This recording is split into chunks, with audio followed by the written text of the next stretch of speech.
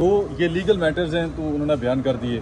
Politically آپ کو کیا لگتا ہے یہ وہ لوگ ہیں جو آپ کو ستانا چاہتے ہیں, جو آپ کو سیالکوٹ سے اٹھاتے ہیں, پھر کہتے ہیں ہمارے پاس نہیں ہے, طویل عرصے تک آپ کی صحت بھی خراب کی انہوں نے, آپ کو اندر رکھا, کیا وہی لوگ ہیں انتقامی ابھی تک آگ ٹھنڈی نہیں ہوئی؟ میں نے نا رات کو قرآن پاک میں نا پڑھا اور احادیث میں بھی پڑھا, اس کا بہت سخت عذاب ہے اور بڑی سخت سزا ہے. آپ بیت اللہ سے اور اس کے طواف سے نہیں روک سکتے مسلمانوں کو. اور جابر حکمران کا لفظ استعمال کیا گیا کہ ظالم حکمران ایک حدیث کے اندر. سورہ انفال میں بھی میں پڑھ رہا تھا, شاید آیت نمبر 34 تھی, وہاں پہ بھی ہے, اور دیگر صورتوں کے اندر بھی یہ تذکرہ موجود ہے. تو اب یہ کون ہے جو اتنا بڑا رسک لے رہا ہے؟ میں تو حیران ہو رہا ہوں. حج پہ تو میں چلا ہی جاؤں گا انشاءاللہ, اور حج تو میں کروں گا انشاءاللہ. یہ تو میرا ایمان ہے کہ میرا اللہ مجھے بلا رہا ہے اور میں چلا جاؤں گا حج پہ. اب یہ اس طرح روکنے سے, یہ رکاوٹیں ڈالنے سے, بجائے اس کے کہ مجھے دعائیں دے کے رخصت کرے, میرے خیال میں اپنے لیے گناہ کما رہے ہیں جو لوگ بھی کر رہے ہیں. غلط بات ہے, نہیں کرنا چاہیے تھا. ہم رات کو گئے تھے ایئرپورٹ پہ, وہاں جا کے پتہ چلا جی کہ آپ کا نام پہلے نکال دیا گیا تھا, پھر دوبارہ ڈال دیا گیا, اور سنڈے والے دن ڈالا گیا. جو میرے پاس انفارمیشن ہے, ECL میں میرا نام سنڈے کو ڈالا گیا. اب آپ سارے صحافی ہیں, کیا سنڈے کو کوئی کیبنٹ میٹنگ ہوئی یا کوئی کیبنٹ کے ایجنڈا کے اوپر میرا نام موجود تھا؟ تو ECL میں نام ڈال کیسے گیا؟ وہ تو ڈال ہی نہیں سکتا کیبنٹ میٹنگ کے بجائے. وہ پہلے نکال دیا انہوں نے عدالتی آرڈر پہ, پھر انہوں نے دوبارہ ڈال دیا. ایکچولی یہ کنٹیمپٹ کا کیس بنتا ہے, اور اس کے علاوہ ہم نے ایک فریش بھی اپلیکیشن ڈالی ہے عدالت کے اندر, اور ہماری کوشش ہے کہ آج ہی سنی جائے. اور میں کل نہیں جا پایا تو میرے پاس I still have a chance, اور میں نے یہ اپنا جو ہے وہ اس لیے کنیکشن فلائٹ رکھی تھی کہ آگے میرے پاس تھوڑا سا ٹائم ایسا موجود ہو کہ اگر مجھے روک لیا جائے تو میں دوبارہ ٹریول کر کے اپنی جو حج والی فلائٹ ہے اس کو پکڑ سکوں. تو میرے پاس ابھی چانس ہے, اور میں دوبارہ حج والی فلائٹ پکڑوں گا اور جاؤں گا. یہاں سے میں نے اب کل کے لیے ٹکٹ لیا ہوا ہے, اور جو کل والا ٹکٹ ہے وہ بھی ہم نے دوبارہ جمع کروا دیا ہے کہ جناب میرے پاس چانس ہے مجھے کل دوبارہ روانہ کیا جائے اور مجھے موقع دیا جائے کہ میں جا کے حج کروں. 2022 میں نہیں کرنے دیا, مجھے گرفتار کر لیا. 2023 میں اغوا ہو گیا, نہیں کرنے دیا. اب 2024 میں پھر ECL میں نام ڈال دیا, میں ٹریول کرنے گیا, پھر مجھے واپس بھیج دیا. تو میں روز جاؤں گا جب مجھے موقع ملے گا, اور کوشش کرتا رہوں گا کہ میں وہاں پہنچ جاؤں اور حج کر سکوں.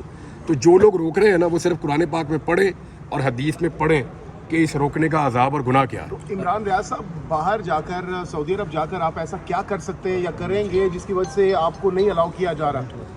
مجھے نہیں سمجھ آ رہی. یعنی یہ تو میرے اپنے دماغ میں یہ سوالات ہیں جو آپ کے دماغ میں ہیں. شیطان کو کنگریاں اب مجھے نہیں سمجھ آ رہی. وہ تو دیکھیں جو جتنی بھی آپ کی ڈیوٹیز ہیں یا آپ کے ارکان ہیں وہ تو آپ کو پورے کرنے نا, حج کے مناسک, تو وہ تو آپ کو پورے کرنے ہیں. عمران ریاض صاحب کیا سمجھتے ہیں کہ صحافت جرم ہے آپ کو یہ کرنے سے؟ دیکھیں, اب جو فرحاد کے ساتھ ہو رہا ہے یا جو باقی صحافیوں کے ساتھ ہو رہا ہے, عارف حمید بھٹی صاحب کی ابھی نوکری چلی گئی, دوبارہ کچھ اور صحافیوں کے ساتھ بھی پرابلمز ہو رہے ہیں پاکستان میں, بہت سارے صحافیوں کے ساتھ. کبھی کوئی گرفتار کر لیا جاتا ہے, کبھی کسی پہ مقدمہ درج کیا جاتا ہے. سندھ میں ایک اور صحافی ان کو گولیاں لگی ہیں, نصر اللہ صاحب جو ہے وہ شہید ہو گئے ہیں, ایک اور صحافی خیبر پختونخوا میں شہید ہو گئے ہیں. تو صحافیوں کے لیے پاکستان میں حالات آسان نہیں ہیں, وہ ہر گزرتے دن کے ساتھ مشکل ہوتے جا رہے ہیں, پریشر بڑھتا جا رہا ہے. اور جو سوشل میڈیا کے اوپر صحافت کرتے ہیں لوگ, ان کے لیے اور زیادہ مشکلات پیدا ہو رہی ہیں. کچھ نئے ٹیکسز کہہ رہے ہیں, کچھ نئی پابندیاں کہہ رہے ہیں, کچھ نئے قوانین کہہ رہے ہیں.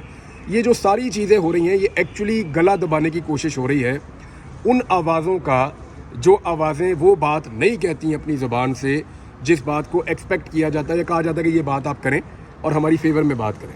تو جو اس وقت ریاست جس حکومت کے کنٹرول میں ہے, وہ کچھ نہ کچھ کر کے صحافیوں کو کنٹرول پوری طرح سے کرنے کی کوشش کر رہی ہیں, لیکن یہ ماضی میں ہو نہیں سکا, ڈکٹیٹرز بھی نہیں کر پائے. تو اب کیسے ہوگا یہ مجھے سمجھ نہیں آ رہی. عمران بھائی, یہ بتائیے گا کہ آپ گھر سے نکلے تو آپ کو کچھ شکوک و شبہات تھے کہ آپ کو روکا جائے گا, یا سڈن وہاں پہ جا کے پتہ؟ دیکھیں, فار می اٹس آلویز 50-50. میرے لیے تو ہمیشہ ایسے ہی رہتا ہے کہ 50-50 ہے ہر کام میں. گھر سے نکلیں, گھر واپس آئیں گے, نہیں آئیں گے, 50-50 ہے. کسی سے ملنے جا رہا ہوں, اس کو مل پاؤں گا, نہیں مل پاؤں گا, 50-50 ہے. ایئرپورٹ جا رہا ہوں, میں ٹریول کر پاؤں گا, نہیں کر پاؤں گا, 50-50 ہے. کیونکہ جن حالات میں ہم جی رہے ہیں نا, اس میں کوئی بھی چیز آپ کنفرم نہیں کر سکتے. چیزوں میں شیورٹی ختم ہو گئی ہے. تو میرے لیے تو 50-50 تھا. کل مجھے پوچھ رہے تھے سب لوگ کہ وٹ ڈو یو تھنک. رات کو ہم بیٹھے ہوئے تھے, کھانا شانا کھا رہے تھے, एयरपोर्ट जाने से पहले, तो मुझे पूछा सबने, मैंने कहा जी मेरे लिए तो ये ऐसे है कि 50-50 है। तो उन्होंने कहा फिर अगर आपको रोक लिया, तो मैंने कहा मैं सरप्राइज़ नहीं होऊंगा उसमें, क्योंकि वो इतनी सारी चीज़ें मैंने देखी हैं, तो वो मुझे अब उस तरह से सरप्राइजिंग एलिमेंट जो है वो अब नहीं है जैसे पहले होता था। सिस्टम से कोई गिला शिकवा? सिस्टम को ठीक करेंगे इंशाल्लाह, गिला क्या है इसको ठीक करेंगे। सर सुप्रीम कोर्ट में आज मखसूस नशिस्तों से मुतालिक कैसे क्या समझते हैं सर? हारने वालों को नहीं मिलनी चाहिए। देखिए, उसूल एक तो फिक्स होना चाहिए, लोगों ने जिसके खिलाफ वोट दिया उसको तो नहीं मिलनी चाहिए ना सीट। मुझे मौलाना फजलुर रहमान साहब पे हैरत होती है, एक तरफ वो कह रहे हैं धांधली हुई है, हम हुकूमत को नहीं मानते, हम इस निज़ाम के ख़िलाफ़ लड़ेंगे, दूसरी तरफ वो मखसूस नशिस्तें जो किसी और जमात की जीती हुई हैं वो इलेक्शन कमीशन ने दे दी, तो मौलाना फजलुर रहमान साहब ने भी ले ली। यानी ऐसे तो नहीं होता, या तो आप खड़े हो जाए, आप कहें जी ठीक है ये गलत चीज़ है, मैं इसको नहीं ले रहा। एक पॉलिटिकल पार्टी तो कहती वहाँ पे खड़ी हो गई जी हमारी बनती नहीं है, हम क्यों ले लें। पीपल्स पार्टी कहती है हम डेमोक्रेसी के मानने वाले हैं, भाई हम हारे हैं जहाँ से, वहाँ की मखसूस नशिस्तें हम क्यों ले लें। PMLN कह देती, चले इन दोनों ने नहीं कहना था तो MQM कह देती, उसकी तो वो जीती हुई भी बहुत मशकूक है। और जब उसने भी नहीं कहा तो फजलुर रहमान साहब तो इनकलाब की बात कर रहे हैं ना, वो कह देते, उन्होंने भी नहीं कहा। मेरे ख्याल में अब जजेस को कह देना चाहिए, ये जो फुल कोर्ट बना ये बड़ा फिशी है मामला।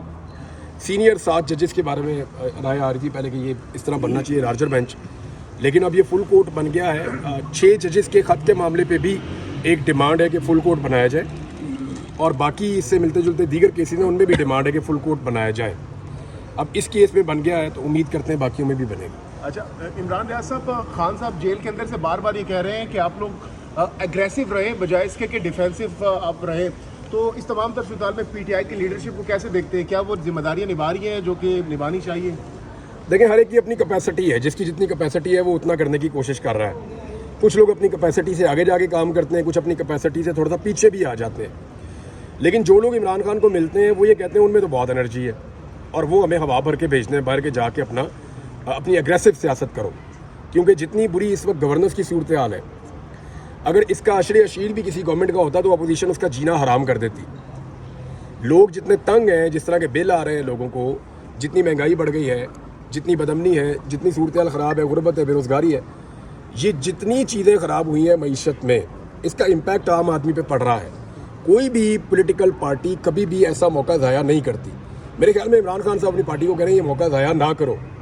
और मैंने ये नोट किया कि ऐसा लगा कि पाकिस्तान तहरीक-ए-इंसाफ ने पिछले 2 सेशंस में शायद गवर्नमेंट को हेल्प किया कि आप चला लें, सेशन को चला लें। ये पॉलिसी तहरीक-ए-इंसाफ की पहले नहीं थी, तो ग्रेजुअली शायद वो अपने आप को सिस्टम का हिस्सा बना रहे हैं। अब कुछ नुक्ता नज़र से आप देखें तो ठीक भी है, लेकिन दूसरी तरफ आप देखें तो इमरान खान साहब जो चाह रहे हैं ये उस तरह भी नहीं हो रहा। अच्छा, इमरान रियाज साहब ये बता दीजिएगा कि शेर अफजल मरवत साहब जो पहले यहाँ पे जलसे किया करते थे तो काफ़ी क्राउड इकट्ठा करते थे, अब वो यहाँ पे नहीं हैं बल्कि दुबई में थे गुज़श्ता रोज़ तक जो इतला थी, और अभी जलसों जुलूसों के लिए भी कहा गया है। आपको लगता है कि बाकी जो रहनुमा हैं वो उसी तरह से क्राउड इकट्ठा कर पाएंगे जलसे जुलूस के लिए या कि नहीं? देखिए, क्राउड तो कोई भी इकट्ठा कर लेगा, इमरान खान साहब के लिए है। शेर अफजल मरवत ने बड़ी दिलेरी के साथ अपनी पार्टी को लीड किया था और मुश्किल टाइम पे किया था। अभी उनके सितारे गर्दिश में, और उनको खुद पार्टी ने ही थोड़ा साइड पे किया हुआ है। उसकी रीज़न है ना, स्पेशली जो एक सऊदी अरब वाला स्टेटमेंट था वो पाकिस्तान तहरीक-ए-इंसाफ को स्ट्रेटेजिकली सूट नहीं कर रहा था, उसमें उनको नुकसान हो रहा था। तो मुझे जो ज़ाती तौर पे लगता है कि शेर अफजल मरवत का कोई और प्रॉब्लम नहीं है, ये जो सऊदी अरब वाला स्टेटमेंट है ये उनके गले पड़ा है। तो कुछ अरसे के लिए शायद वो अभी इस सारे गेम से आउट रहेंगे, लेकिन वो हमेशा आउट नहीं रहेंगे, मुझे ऐसा लगता नहीं है। सर, अली अमीन गंडापुर जो हैं वो आप क्या समझते हैं उस्मान बुज़दार के मुकाबले में, या परवेज़ खटक या बाकी जो वज़ीर आला थे उनके मुकाबले में अच्छा काम कर रहे हैं? क्योंकि उनके खिलाफ परवेज़ खटक ने तो एक्सेप्शनल काम किया था जब वो वज़ीर आला थे।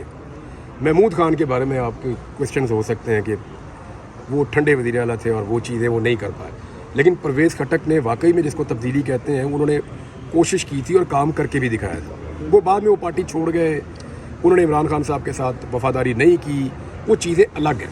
लेकिन ये सब मानते हैं कि परवेज़ खटक के दौर में जो उन्होंने किया उसकी बुनियाद पे फिर ये मॉडल पूरे पाकिस्तान के अंदर आया इलेक्शन जीत कर 2018 में। तो अली अमीन गंडापुर को आप उस्मान बुज़दार से और महमूद खान से आप कंपेयर नहीं कर सकते। वो रियल पॉलिटिकल वर्कर है, मार खा के है, वो एक लंबी स्ट्रगल है पॉलिटिकल, वो सियासत को और सियासतदानों को समझते भी हैं। اور انہوں نے فضل الرحمان جیسے تگڑے سیاستدان کو بار بار الیکشن ہرایا ہے، ڈیموکریٹ بھی ہے، تو علی امین گنڈا پور چیزوں کو پولیٹیکلی بھی بہتر ہینڈل کر سکتے اور خیبر پختونخوا سے ایسی کوئی چیزیں آ بھی نہیں رہی جن کو آپ پوائنٹ آؤٹ کر کے کہیں کہ یہ برا ہو رہا ہے۔ اس رجیم سے آپ کو کتنی توقعات ہیں، کیونکہ اسٹیبلشمنٹ اور یہ رجیم ایک ہی پیج پر لگ رہی ہے، ایک ہی تصور کیے جا رہے ہیں، تو کیا اسٹیبلٹی لا پائیں گے؟ اورنگزیب بھی وزیر خزانہ ہے، تو پیٹرول کا بھی معاملہ چلا 15 روپے پھر 4 روپے ہے۔ مجھے اس میں لگتا ہے کہ شہباز شریف صاحب سے کوارڈینیشن نہیں ہو پائی۔ دیکھیں شہباز شریف صاحب کی اگر اپنی ٹیم ہو نا تو وہ کچھ بھی کرنے سے پہلے ان کو آگاہ کرے گی، لیکن اگر شہباز شریف صاحب نے دوسری ٹیم کے پلیئر لیے ہوئے ہیں نا تو پھر وہ پلیئر اپنی ٹیم میں جا کے آگاہ کریں گے، شہباز شریف صاحب کو نہیں بتائیں گے۔ تو یہ لیک آف کوارڈینیشن تھا جو مجھے ذاتی طور پہ لگتا ہے کہ شاید شہباز شریف صاحب کو اس قابل نہیں سمجھا گیا کہ ان کو بھی انفارم کیا جائے اپنے فیصلے سے، اور یہ سب کی ہو گئی۔ امید کرتے ہیں کہ آئندہ یہ اچھی کوارڈینیشن کے ساتھ کام کریں گے۔ جو 15 روپے کم ہوا تھا پیٹرول کا